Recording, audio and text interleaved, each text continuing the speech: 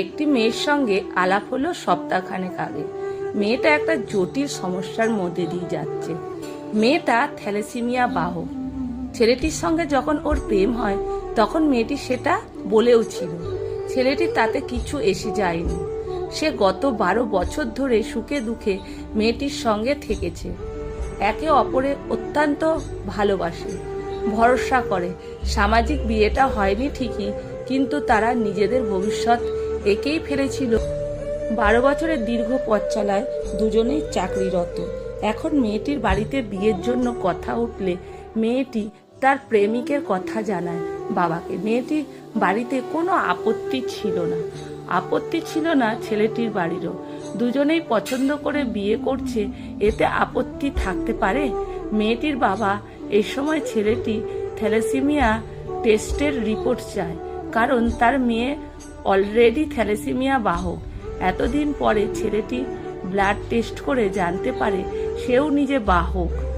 দুই বাড়ি থেকেই বিয়েটা ভেঙে দিতে চায়, কারণ ভবিষ্যতে এদের সন্তানও থ্যালাসেমিয়া নামক ভয়ঙ্কর সমস্যার সম্মুখীন হতে বাধ্য বলেই ডাক্তাররা মনে করেছেন। মেয়েটির বাবা কিছুতেই বিয়ে দিতে রাজি নন। এমত অবস্থায় এরা নিজেরা সিদ্ধান্ত নেয় এ সম্পর্ক থেকে বেরিয়ে যাবে। কিন্তু 12 বছরের অভ্যাস এত স্মৃতির ভিড়ে নিজেদের হারিয়ে ফেলে আবারও সম্পর্কটাকে কন্টিনিউ করে। এই কারণে দুটো বাড়িতেই অশান্তি হচ্ছিল। মেয়েটি আমায় জিজ্ঞাসা করছিল, দিদি আমার কি করা উচিত? আমি ওকে ভুলে থাকতে পারবো না, ও নিজেও পারবে না, কিন্তু আমাদের বাচ্চার কি হবে? আমি আবার বড় প্র্যাকটিক্যাল ভাবতে ভালোবাসি। প্রশ্ন করেছিলাম, ধরো তোমরা থ্যালাসেমিয়া বাহক নন, ধরো দুজনেই নর্মাল, তারপরেও যে তোমাদের বাচ্চা হবে তার কি মানে আছে? কত সুস্থ দম্পতি সন্তান হয় না নানান কারণে। সামান্য ওবিসিটির কারণে কত দাম্পত্য নিঃসন্তান রয়ে যায়। যে পৃথিবীতে আসেইনি তার কথা চিন্তা করার থেকে এমন একজন সঙ্গীর কথা বেশি ভাবা উচিত, যার ভালোবাসার নিশ্চিন্ত ঘেরাটোপে তুমি গোটা জীবনটা কাটাতে পারবে। এখন যদি তুমি অন্য কাউকে বাড়ির চাপে বিয়ে করো, তাহলে না পারবে 12 বছরের সুস্মৃতি ভুলতে, না পারবে নতুনকে সাগ্রহে মেনে নিতে।